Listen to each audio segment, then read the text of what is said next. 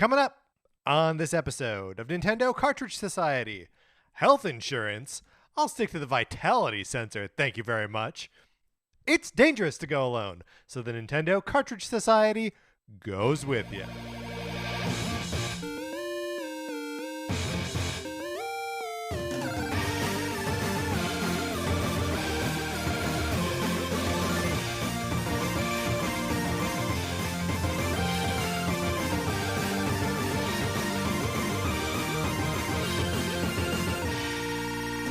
Welcome to Nintendo Cartridge Society. My name is Patrick Ellers, and I am joined, as I am always joined, by my co-host, Mark Mitchell. Mark, how's it going? It's going great. Patrick, what is it about mopping that I would rather crawl through glass than do? Sweeping? No problem. No problem you want me sweeping? to sweep?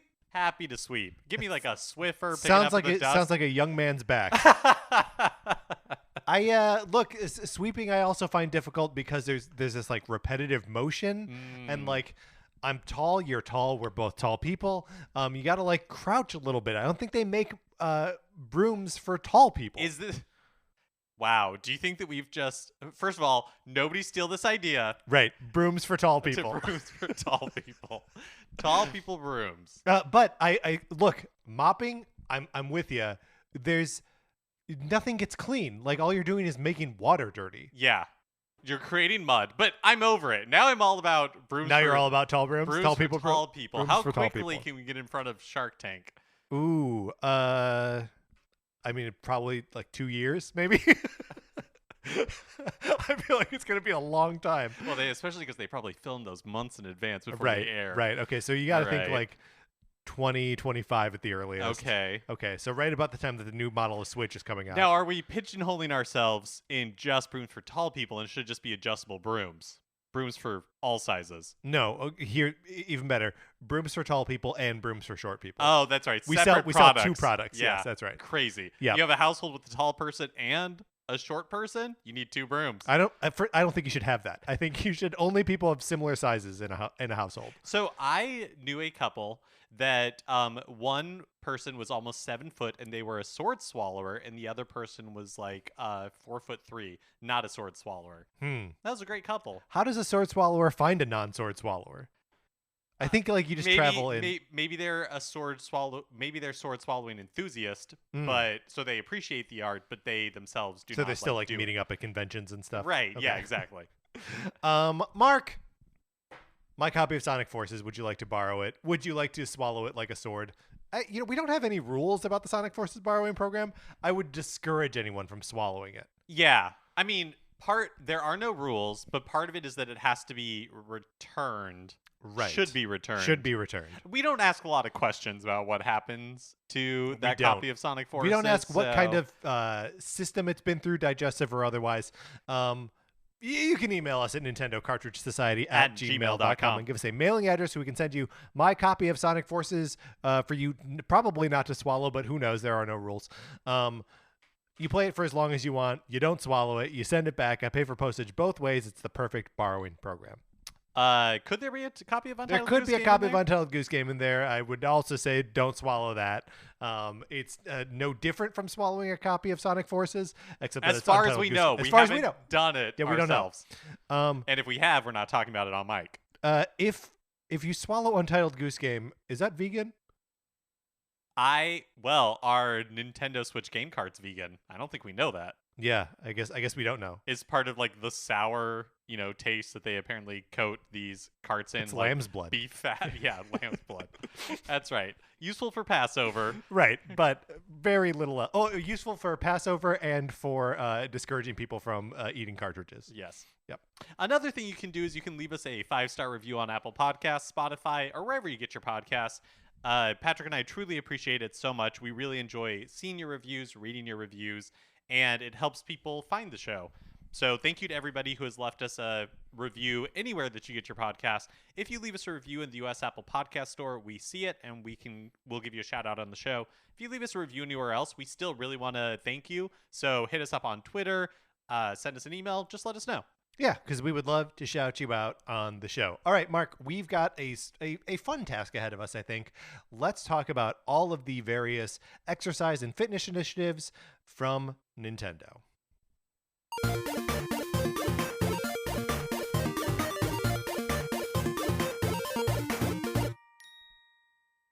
Thing is, we're not just going to talk about them. We're going to determine what the fitness trends were around the period that these things were released, and then sort of assess how successfully just how successfully Nintendo adhered to those trends, right? Yep.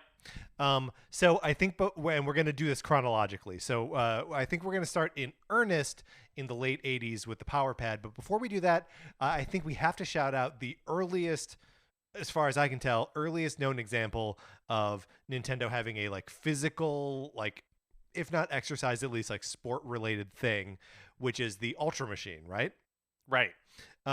So the Ultra Machine is this baseball pitching thing that comes out in Japan in 1967, and then later in the States in the 70s, right? I'm actually not even sure if it ever was released in the States because but it was released in the late 60s in Japan, and then in the 70s they released like the Ultra.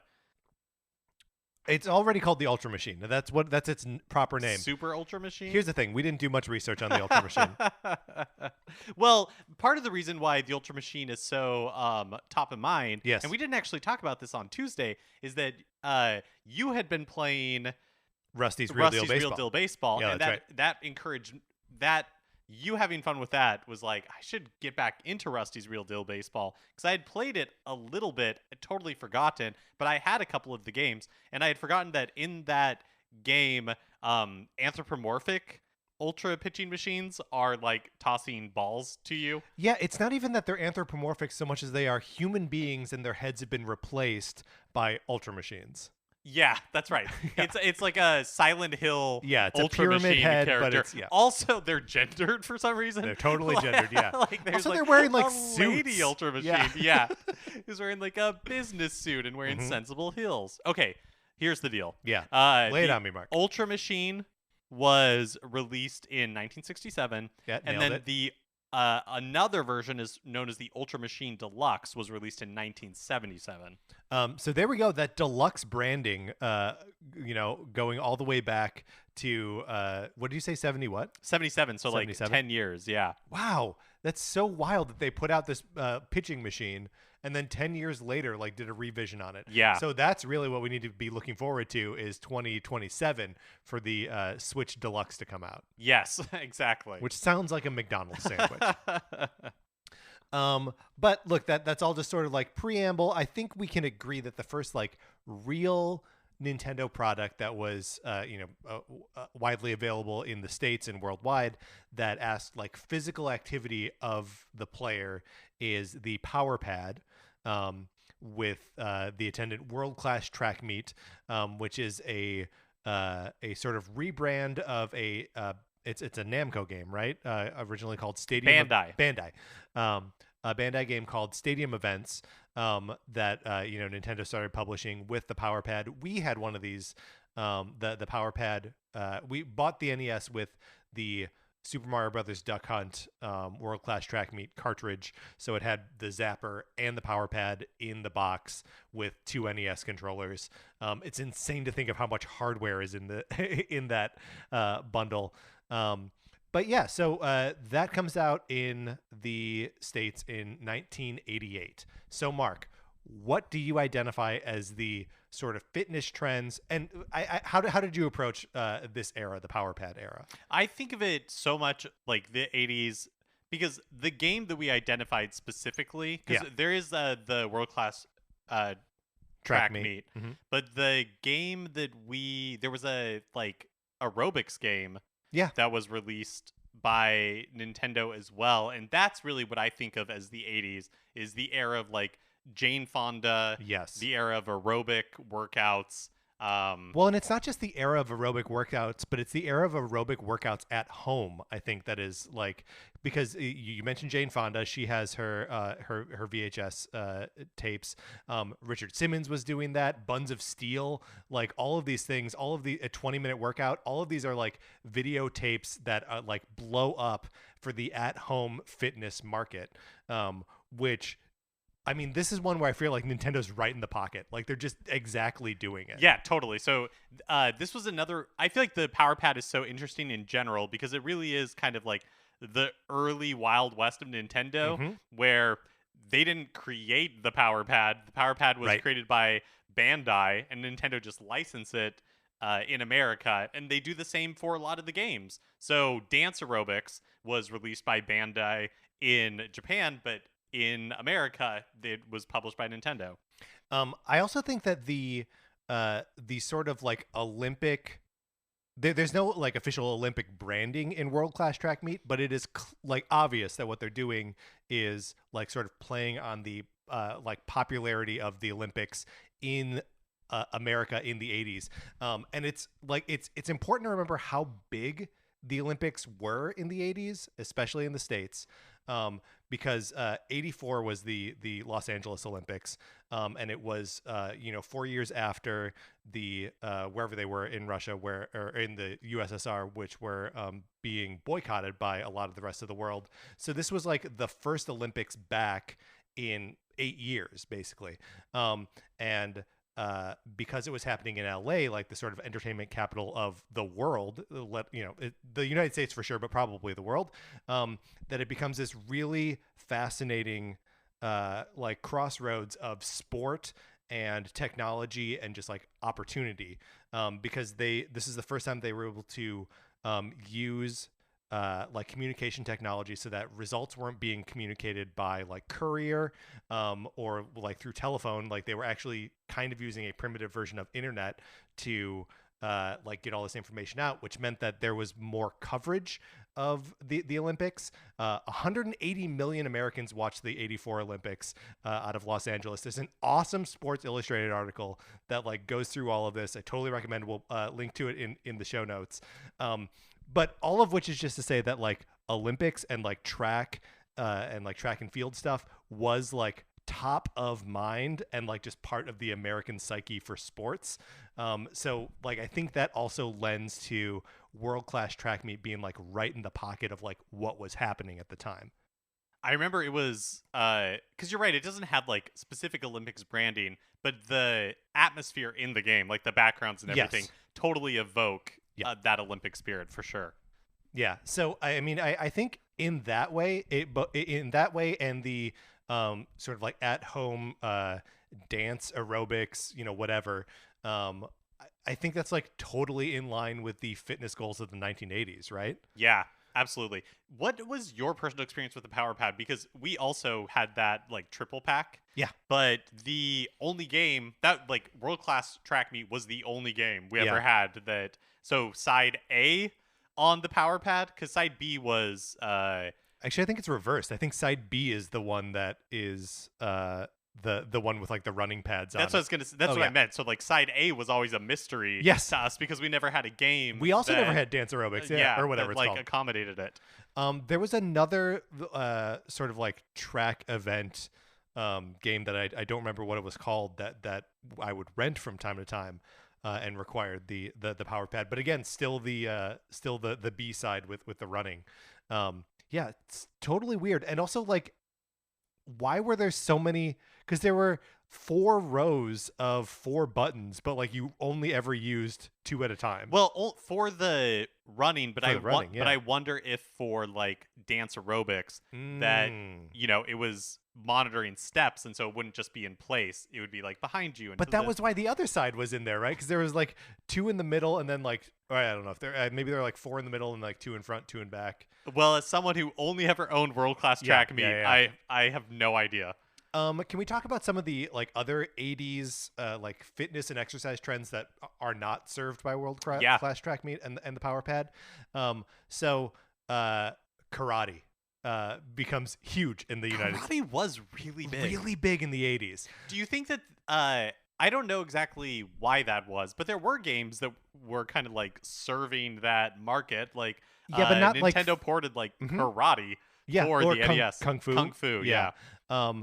Yeah, like those games exist, but it's never really like the physical Right. element of it. It's more like the Hong Kong action films. Yeah, yeah, totally. But yeah, I don't really know why it was that started to come about.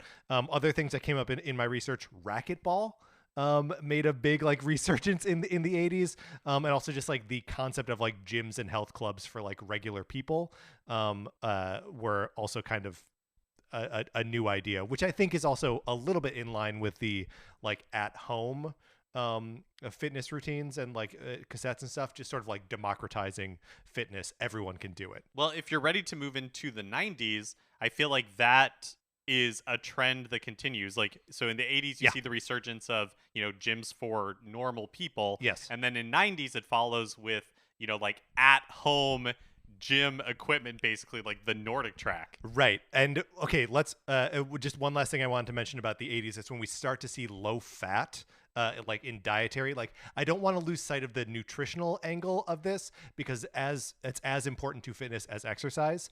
So just like put a pin in that low fat. We start to see low fat stuff come about in the 1980s. But so Mark, you've already teased it, the 1990s. I wonder if listeners even know what we're about to talk about in terms of Nintendo equipment. Yeah, I mean, this was a kind of a new discovery for me. It's the Life Fitness Exertainment System, released in 1995 for the Super Nintendo. Now, what is this thing, Mark? So it's a product made in collaboration with a company called Life Fitness, which was a manufacturer of exercise equipment, and it was kind of like a Peloton for its day. Like, kind of, yeah. it's like a stationary bike Mhm. that you would connect to a Super Nintendo, or had like a Super Nintendo built in potentially. So you could exercise while playing specific games. Yeah, and you say like specific games, and it's like extremely specific games. What did they release? Like 2 or 3 games that are actually compatible with it? Speed Racer in My Most Dangerous Adventures, and Exertainment Mountain Bike Rally, also known as Cannondale Cup. Yeah, so 2 games. 2 games for this thing. Obviously, I never knew anyone that had one of these things. Mark, I assume that same for you. No, it's a complete discovery for me. But yeah, so this you mentioned the Nordic Track already, but there's actually sort of a lot of examples of like larger exercise equipment like being like made for home use, like the Gazelle elliptical, like spinning. I know is not like home equipment, but like spinning came around in 1994, which is obviously well before it became like sort of popularized as Soul Cycle, and all of that. The Bowflex is more like the province of the late 80s, but like all the rest of these machines like come about in the 90s.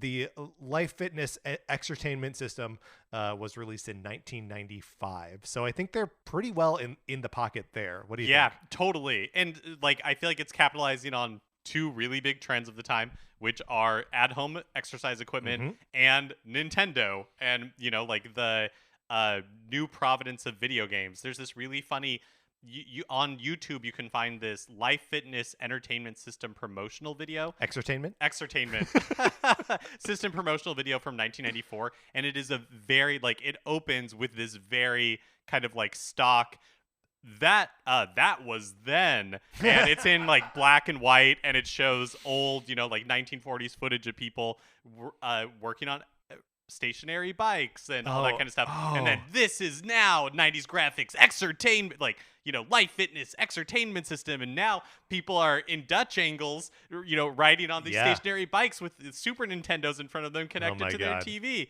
Like, it's pretty great. It's all like, there's a guy in like a 90s cut business suit being like, you save time, it's fun, exertaining is entertainment and exercise combined. Finally, somebody's cracked the code. It's pretty great. I mean, truly, if there was like a Mario Kart style game where like they're riding bikes, Mario bikes. and I was like pedaling a real bike and like throwing shells and stuff, like I could so get into it. You know what I mean? I wonder how don't have this information at my fingertips, but I wonder how expensive this was because it is so the picture on like the Nintendo wiki shows one with like a built-in TV in the front, kind of like a Peloton, and this is a CRTV TV, so it's pretty big. But it seems like it'd be like a tipping hazard. Yeah. But in the promotional video, they just show a Super Nintendo connected to a TV, and then there's a wire running to the exertainment machine, and on the left-hand side, there's like a little button, like a little controller. Yeah. That it's not a Super Nintendo controller, but it does have like a D-pad and some face buttons, so you can use it to control the game or make your selections. Yeah. And so I wonder how expensive it was, because it seems like really you're paying for the bike itself. What if I told you that it retailed for $799.99? Oh my gosh. It's an $800 piece of equipment. That is a lot. It didn't sell well, and I mean, neither truly did the Power Pad, right? Like, except, and probably sold way better because it was a pack-in with the NES late enough in its life cycle. Both of these are examples of Nintendo like trying something, but not really finding like a degree of mainstream success. And it's also kind of why we don't see them take another like sincere crack at this for kind of a long time after. Yeah, I mean, for sure. I feel like these first two examples that we have here are kind of like Nintendo I feel like they're approaching this fitness market for different reasons. Yeah. Like with the Power Pad, to me it seems like Nintendo was really intent on selling the Nintendo Entertainment System as not a video game system. Right, as it a was toy. Right. Or it was like, a computer. Right. Or, That's why we had Rob the Robot. That's why we had the Zapper. That's why it looked like a VCR. and so it's like, yeah, like a Power Pad makes total sense because this is a toy. This is like Yes. anything you can use with the Nintendo. This is not just a video game system. And How do you explain the Life Fitness Entertainment though? I think Life Fitness came to them Sure. with some, like probably Nintendo of America, because as far as I can tell, this was not released, Yeah. Like in Japan. And, it was like licensing money at that point. Why not experiment when the risk is low? What a year for Nintendo, 1995. That's the Life Fitness Entertainment System and the Virtual Boy.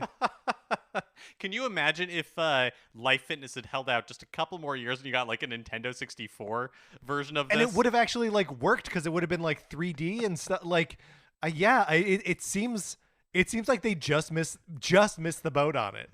Yeah, if you love biking through foggy environments, right? It could be like the Coast Rider. Yeah.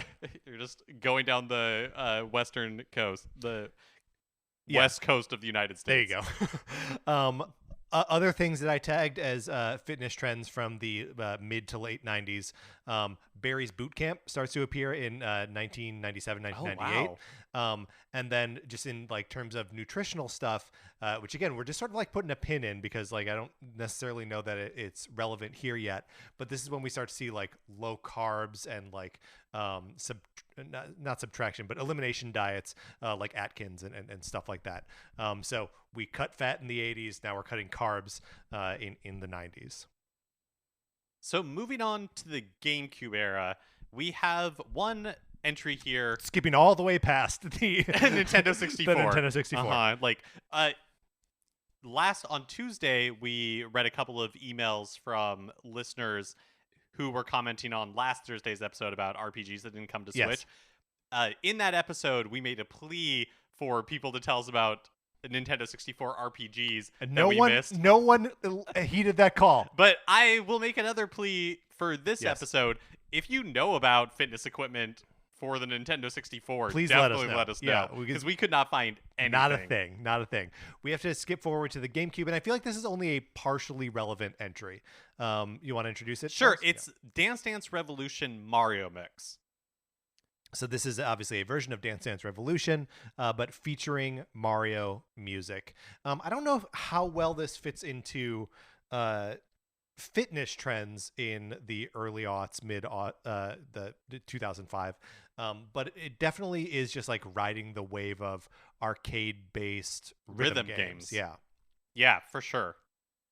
I don't know if I have too much more to say about that. Do you? Me either. Well, let's move on to the next like sort of clump of games because I think this is the one of the most like interesting and like relevant parts of the conversation, and we're just sort of lumping these all in together. Wii Sports in 2006, Wii Fit and Wii Fit Plus in 2007 and 2008, and then the Vitality sensor, which was never released but was announced at E3 in 2009. So before we get too far into Wii Fit and Wii Fit Plus, Yeah. I do want to talk about Wii Sports by itself just for a second. Yeah. Because I'm curious, when I think of Wii Sports and fitness trends of the time, I almost feel like Wii Sports is maybe the one example on this list of being a trend setter instead of like capitalizing on an existing trend. Well, so that's interesting. I think it is definitely a trend setter, but I don't think it's a fitness trend setter. I think it's a gaming trend setter. I genuinely do think Wii Fit is a fitness trendsetter. Like, I went through a bunch of different like lists of like hottest fitness trends of whatever year, and for 2007, Wii Fit showed up on a lot of these lists. The only I think that is true, and I think like Wii Sports, Wii Fit, which is crazy that Wii Fit was only 1 year into the Wii's life.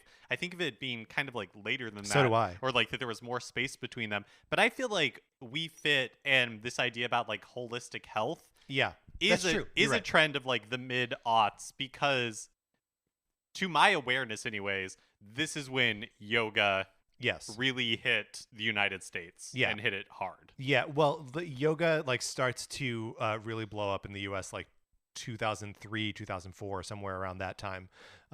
So like Wii Fit coming out like 4-ish years after that is, I mean, I think you're right, is sort of a response to trends that are already out there. But yeah, I guess you're right in that Wii Sports is really doing its own thing. And like I can't really attach it to any other trends at the time. Can you? No, I feel like it is true exertainment. Finally, the dream of life fitness 1 decade earlier is realized in Wii Sports. So other things that were happening in the early aughts here, and we can decide whether these fit into like the sort of fitness narrative that Nintendo is feeding us here. Soul Cycle starts in 2006. So just right at the same time as Wii Sports. So maybe there's like a little bit of a like gamifying of, well, although I guess Soul Cycle isn't really gamifying, but it's like a group cycling activity. Fitbit comes out in 2009. Wow. Cardio boxing and the rise of UFC in 2001. I don't know if that connects us to anything. P90X in 2002, and CrossFit arrives in 2005. Well, I definitely think that Fitbit and Vitality Sensor Yep. are dancing to the same tune, Yeah, for sure. totally. There's the concept of wearables, Yeah, and like mhm. monitoring of your health. which also isn't that far removed from Wii Sports, right? Like, Or Wii Fit, Yeah. which with its balance board that like is telling you your BMI and stuff like that yeah. based on the information that you input into it. Um, Measuring your balance, telling you like how you're Mhm. doing, and then setting you on a path to improve. Nutritionally speaking, we're also now we are identifying good carbs and good fat. You know, like no longer is it just like the no carbs, no fats. Now we have identified the good ones, and this is also when like juice diets and like liquid diets and cleanses become a thing, which. I don't like it all leads to like a not particularly body positive time, which I think you do see reflected in something like Wii Fit. Sure, 'Cause yeah, that- and those Dove commercials. Don't forget where they Which Dove were commercials? like, it was like a big deal because in like 2005 or whatever, there was this new Dove commercial where it wasn't just thin, beautiful people; Mm. it was all body types Yeah. advertising their soap. Well, that's maybe better than the image I was painting of the decade of being like, Well, that's I think why it was so noteworthy because Yeah, it was sure. going against trend. yeah. But like you remember the Wii Fit balance board would like go like oof like Yeah. when it thought you were too heavy. It was. I mean, it's not really. It's not a body positive thing. It's weird how much of it, and like sort of necessarily, because like this is all it could measure, how focused it was on weight. Yeah, Like that was its only metric for your success. right. I mean that, and like how well you could Like you know, balance and like that Yeah. sort of thing. But the thing that it was like, yeah, successively tracking yeah. was your BMI. So it's a weird time for Nintendo where they are both like setting the trend and sort of responding to a different trend, like that holistic sort of pseudo spiritual, and like as it relates to yoga and all of that. So I do want to talk, even though it never released, and we know precious little about it. I do want to talk about the Wii Vitality sensor a little let's bit. do it. So this thing was announced at E3 2009, and at the time Satoru Iwata said, we'll be showing software for it at next E3 at E3 2010. Nothing was shown off at E3 2010. Ubisoft showed off like a kind of like a really similar sort did of they? like thing. It's funny. But then we never heard anything about it. And then in 2013, Iwata said this thing, like, we couldn't really get it to work how we wanted it to. Like, it would work for 90 out of 100 people, but we want it to work for everyone before we release it. Yeah. That's so weird. Like it just like measuring, like what is it measuring? Yeah, that's Like heart rate? kind of a mystery. It was suggested. Okay, so according to the Nintendo Wiki, it has been suggested by Iwata that it would be used to relax the player, telling them their heartbeat and about their body. Which really, like, what the vitality sensor looks like in the, I think, one image that was released on it is, if you've ever gone to the doctor and they put when they're taking your temperature, your blood pressure, they put like a little clamp with an LED light on your finger, and it's to measure your blood oxygen level. That's essentially what this looks like. It just has a cord that connects to the port on the Wiimote. Yeah. On like the bottom of the Wiimote. Yeah, where like, the nunchuck would have plugged in otherwise. Yeah. Yeah. It's weird to consider like game applications for it. Though I guess maybe at this point they're sort of riding high on like the success of Wii Fit, where like there are little games in there, but the games aren't really the point. Right. I wonder if it would be an extension of Wii Fit, Yeah, or great have question. its own like software, because at this point Nintendo's riding the blue ocean strategy there. Our game system is for everybody, no matter your interest level in games, sort of thing. And so yeah, maybe it would just be like a lifestyle device, like an augment to Wii Fit. Yeah. So we end up in our list here. We're sort of skipping the other entries in the Wii Sports franchise, like Wii Sports Resort and stuff like that. Wii U, whatever the name of that game is, which is also just more Wii Sports, because that all sort of feels like more of the same, and I think is responding to the trend that they set themselves. Right, and never had the impact that the Right, original Wii right. Sports did.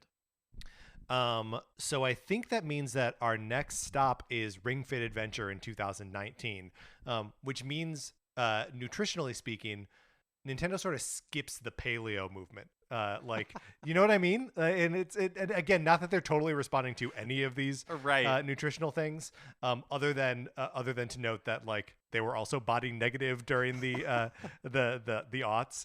I mean, yeah. Ooh, I would have loved to see whatever like caveman Nintendo character exists for their take on the paleo movement. Well, it's just like it's so interesting that like none of these things are really like hardcore, and that's just like in line with Nintendo's branding in general.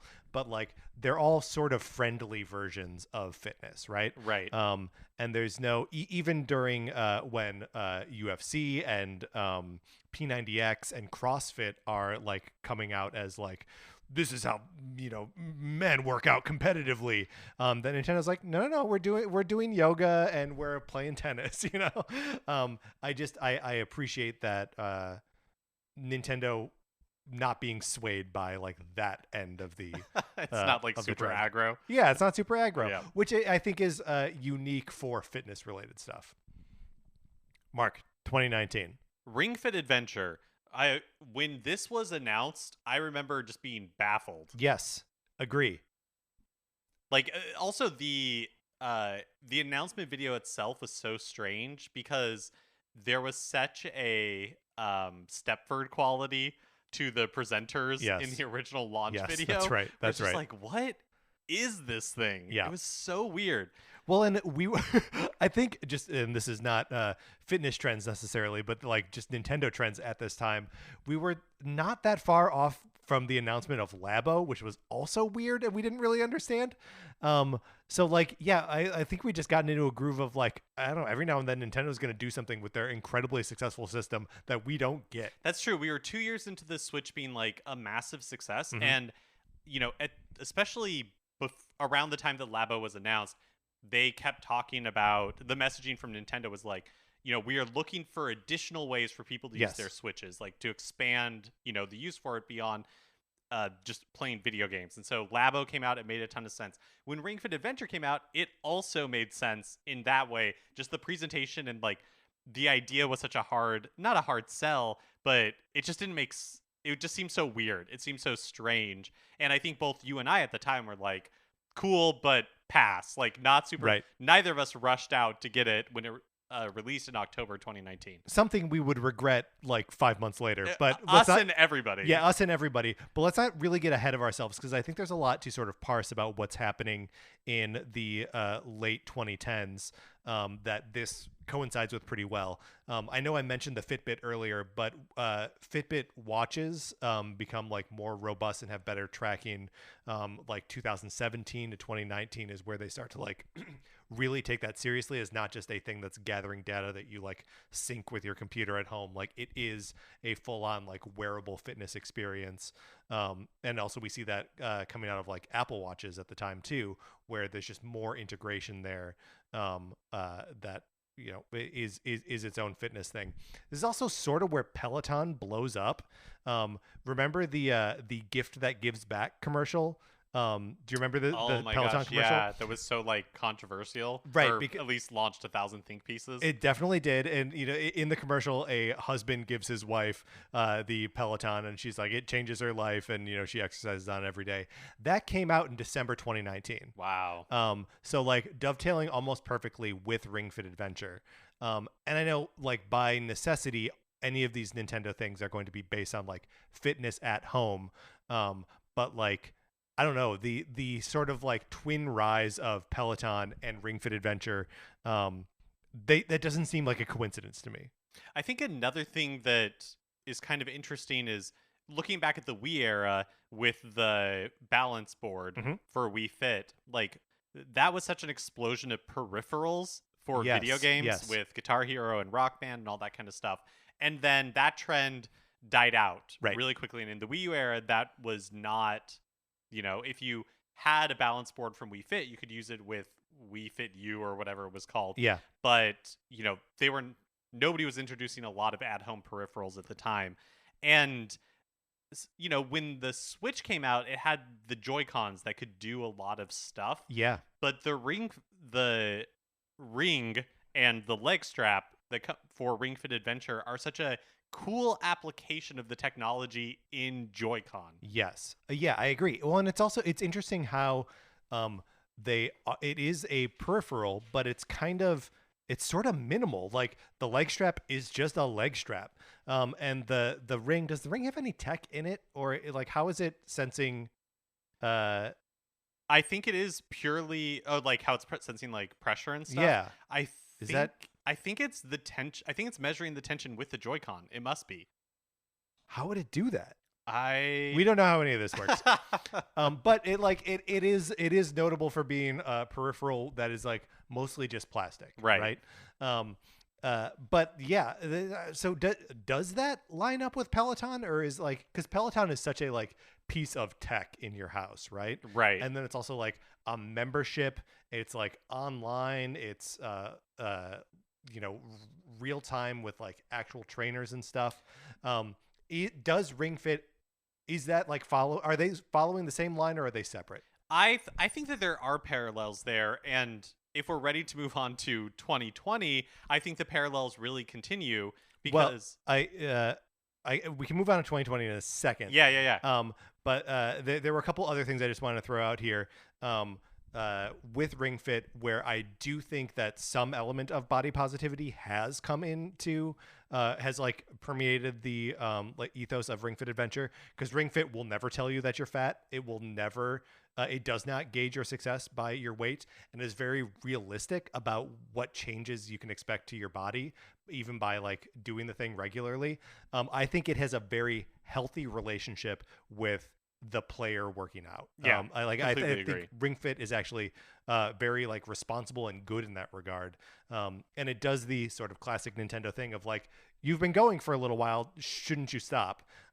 Which when I'm playing a normal game, I'm like, don't tell me what to do. But when I'm playing Ring Fit Adventure, I'm like, yeah, yeah, absolutely. You're right. I should take a break. I also like that it asks you like it tells you about like muscle groups that you're engaging. It'll like quiz you on muscle groups. It'll remind you to like have a snack, have a healthy, like it is a sort of like holistic thing. And I like the way that it incorporates strength training things with yoga, sort of like looping in the yoga from Wii Fit. And like for me, when I think of like yoga and meditation and that sort of stuff as it relates to tech, you got to call out like meditation and mindfulness apps that start to appear in like the mid to early 2010s. Things like Calm, Headspace, Insight Timer. Yeah, it's just like that.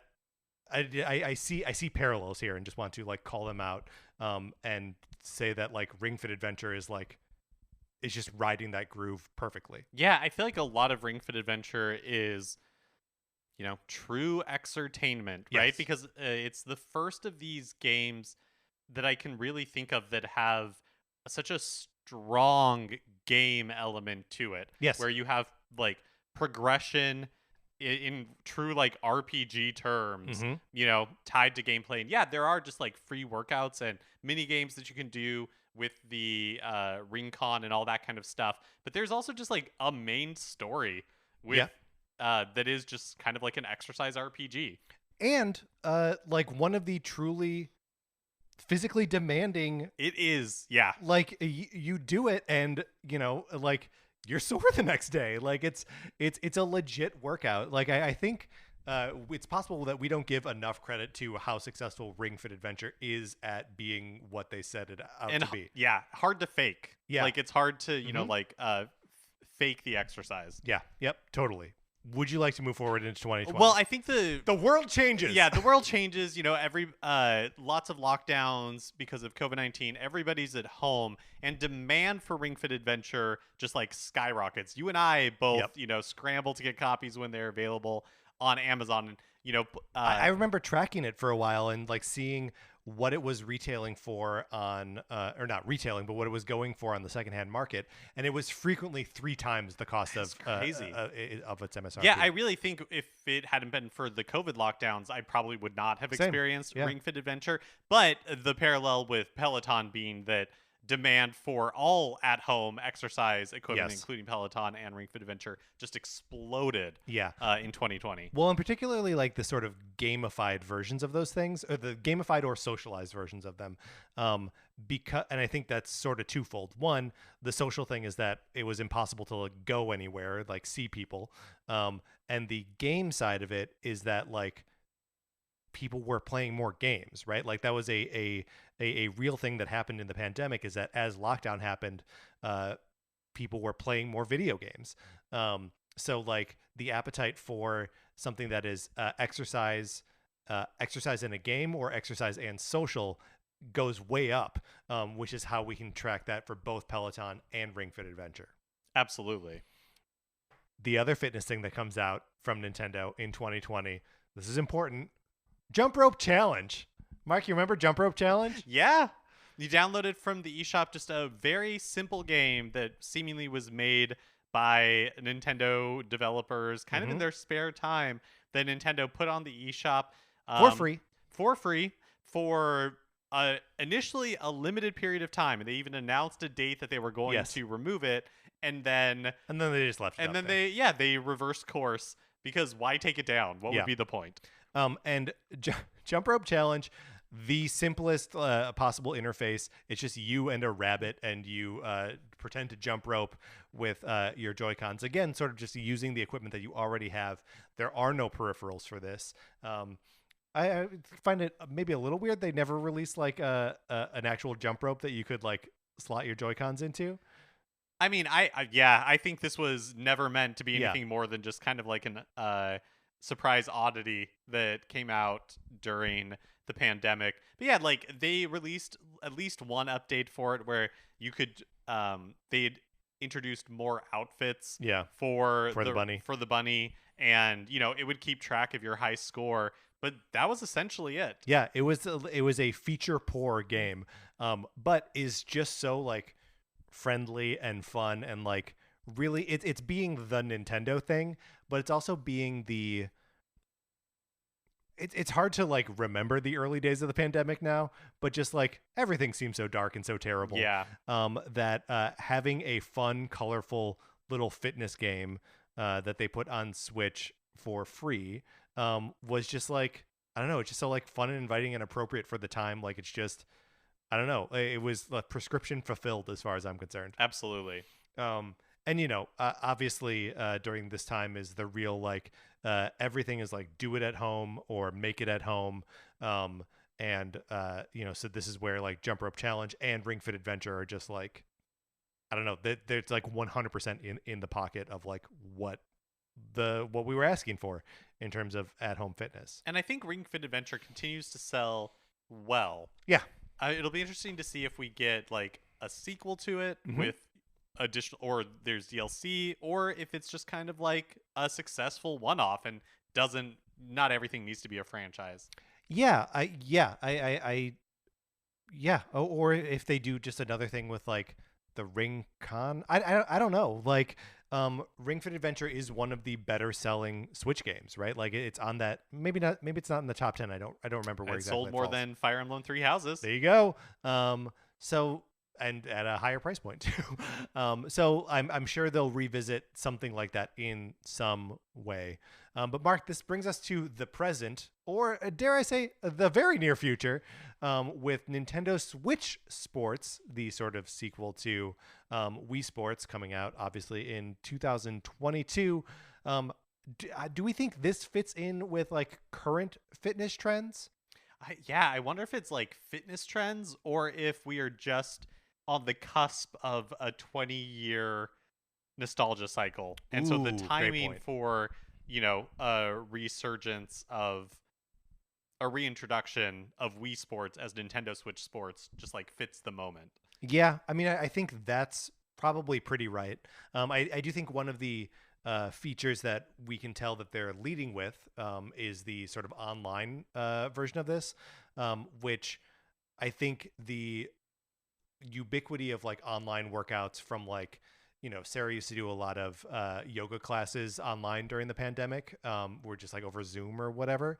But to invoke the name of Peloton again, that's like another online communal workout experience that Nintendo Switch Sports does have online competitive, and I guess probably not co-op. I don't know if you can play doubles on the same team online, but regardless, that there is a connection to playing these games online with people who are not present with you. Yeah, I wonder if one of the long-term effects of the pandemic and all of the lockdowns associated with it is that more Nintendo games are going to have online connectivity going forward. Interesting. Because, like Super Mario Party was released, the first Mario Party Yeah. for Switch was released in 2018, had limited very limited. had yeah. limited online connectivity, and then just like a year year ago, yeah. they went back and like really buffed it up. Right. Yeah. And then released a new Mario Party game that is just fully online. Yeah, from Yeah. the beginning. And so, I wonder if Nintendo for the longest time, and something I appreciated is that they had a lot of couch co-op games. Yes. At a time when on other systems, couch co-op was going away in favor of online co-op. And I don't see Nintendo getting like away from couch co-op, but I wonder if we will see them having both more and more. Yeah, well, and I would hope so. Or I hope they would have like a renewed focus on it. One of the things that I do think the Switch really does suffer from is having sort of a poor internal like Wi-Fi receiver. So like it's not a very good connected machine. And they just don't have the same sort of what am I thinking? Network. It's like infrastructure to really host online games in like the sort of quick, snappy, responsive way that they should. But yeah, it seems like that's definitely where they need to be going, and like where the rest of the gaming industry and also the fitness industry already is. Yeah, totally. Because like in general, we've seen Nintendo take at least a generation longer than everybody else to like introduce different elements to Sure. their HD graphics. yeah, or even like their internet connectivity Yeah. type stuff. And I wonder, it would be nice if this like the pandemic kind of lit a fire under Nintendo and they realize the importance of that into the future, and that maybe we will see more emphasis there going forward, more like parity. Yeah, well, and I think it's possible that Nintendo Switch Sports ends up being a little bit of a trial balloon for that, right? Of like, how important is the online experience to a game as like fundamental as Wii Sports, right? I don't expect it to blow up the same way that Wii Sports did. I don't think anything will ever blow up like that again. Maybe Pokemon Go did, but like, it's a rare thing to just like change the landscape of gaming. But if it can actually get people playing these like simple motion-based sports games together online, I think that like demonstrates to Nintendo that it doesn't have to just be online shooters and fighting games and stuff like that, that they can do Nintendo experiences as online stuff. And I think we already sort of see it in like Splatoon, obviously, which as far as like online Nintendo games goes is like probably the best or like the smoothest experience. But yeah, I think we're on that road. I just wish we were further down it. Yeah, and maybe the pandemic just kind of like lit a fire for them. I have another note here regarding fitness and health trends around the release of Switch Sports, which I don't know if I don't know what I mean here, but I wrote distrust in health experts 2020 to present. And it's just like that's just a thing that I have like sort of hovering in the back of my mind of like it's definitely a trend. It's a trend and it's a bad one, but like Ring Fit Adventure is an exercise game, right? And Jump Rope Challenge is an exercise game. And then with Nintendo Switch Sports, it's a return to sports, but not necessarily exercise. Mm-hmm. I don't think there's a straight line to draw there, but just like something that I was like, oh, that's interesting. Mark, is there something that you think that Nintendo is missing in their sort of sports, or not sports, but in their fitness lineup? Is there a need of yours that they're not meeting? Well, we've talked about holistic fitness a lot, and they like you mentioned, they have nothing for people who are on a paleo diet, and but just in general, right? Because how do you gamify nutrition? Yeah. I don't know that's. I mean, Weight Watchers tried to do it for. I mean, I'm not joking. Like they made a point system, and like moved with that. So like I don't know if. Yeah, but I think you're right that I keep bringing up the nutritional side of it, and that's not really an area or a space that Nintendo plays in. Right, because I mean, with the Vitality sensor and stuff like that, we have seen them dabble in other, or Nintendo like subsidiaries like dabble in sleep and other like holistic parts of health. Pokemon like, Sleep, exactly. Still coming soon. So and like Pikmin Bloom, which we didn't talk about, like or Pokemon specifically, Go. Like a pedometer essentially, but with rewards for the more steps that you take during the day. And so the like nutritional aspect of it still feels like one big kind of like hole that nobody is really right. None of the video game companies are really tackling. I think there's also like we mentioned these sort of wellness apps and like mindfulness apps, and sort of drew like a creaky connection to like the yoga in Wii Fit and Ring Fit Adventure, but I do think that there's room for improvement there in Nintendo's offerings as well, because like there's not too much that it offers in the way of meditation or mindfulness or anything like that. Yeah, maybe when one of Rusty's kids runs in to tell you, hey, you've been playing for 30 minutes, do you want to take a break? He'll say like, you've been playing for 30 minutes, do you want to do a quick meditation? I mean, that would be great.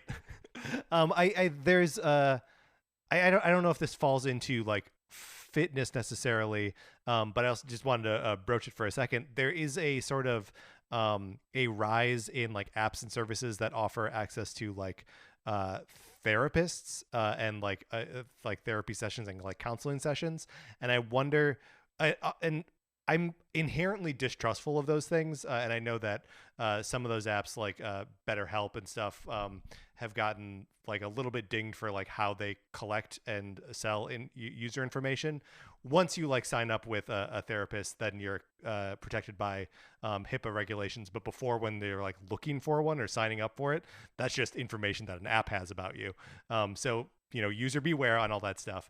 But I wonder if there's I don't know what it would be or how it could be a game, but if that's also a space. The return of Seaman, therapist. Licensed therapist. Now that would be for our Sega podcast, Mark, and not for our Nintendo podcast. That's what Milo with the Kinect should have been. Child therapist. Ooh boy, this is a therapist who is a child. That's right. It's the Doogie Howser of therapy. All right. Well, so that is we have now gone through the entirety of Nintendo's fitness initiatives. And I just wanted to shout out the thing that I was mentioning about the sort of therapy apps. Consumer Reports has a nice piece about when they're sharing information about stuff. We can link to that in the show notes as well, just so everyone is as informed as possible. And also, we should have put this disclaimer up front. Mark and I are not fitness experts. We are not nutrition experts. I know it's easy to be fooled the way we talk. People, they can't see us, Mark. But so we're at most we are just trying to reflect the reality as we saw it over the last 100%. Yeah. All right, Mark, let's close this out.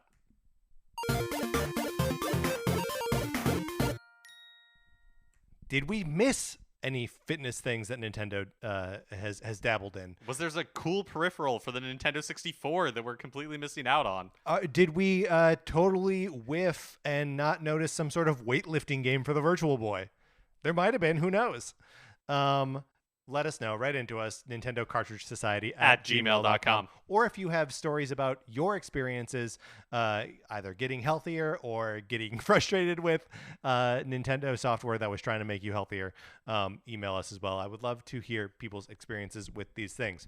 That's going to do it for this episode of Nintendo Cartridge Society. Remember, please rate, review, and follow us on Apple Podcasts or wherever you get your podcasts. We appreciate it. When you do, you can also follow us on Twitter. I'm at Patrick_Ellers. Mark is at MK Mitchell. The show is at Nin Cart Society.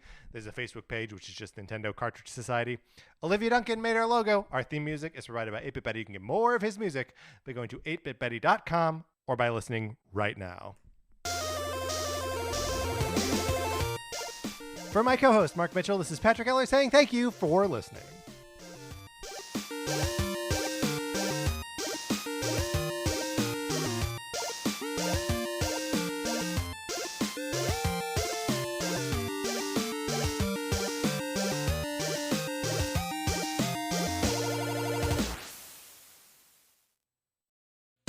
I'm Brian Husky. I'm bald. And I'm Charlie Sanders, and I'm also bald. And we host Bald Talk on the Campfire Media Network. Bald Talk is the podcast where two bald comedians talk to anyone bald about being bald. But this show isn't just for baldies, Brian. Heroes will love it too. Bald Talk gets into vulnerability, vanity, insecurity, and self-acceptance, reminding us that we all have our respective bald spots. Not that bald spots are a bad thing. No way. I mean, my entire head is one big bald spot. It is one huge, beautiful bald spot, Charlie. Get Bald Talk on Apple Podcasts or wherever you get your podcasts. I mean, I have like a little bit of hair, but not like you. Like, you're really bald. I'm truly bald. Great. I mean, it's I'm great. balder than you. You are balder than me. Only on Bald Talk. Campfire.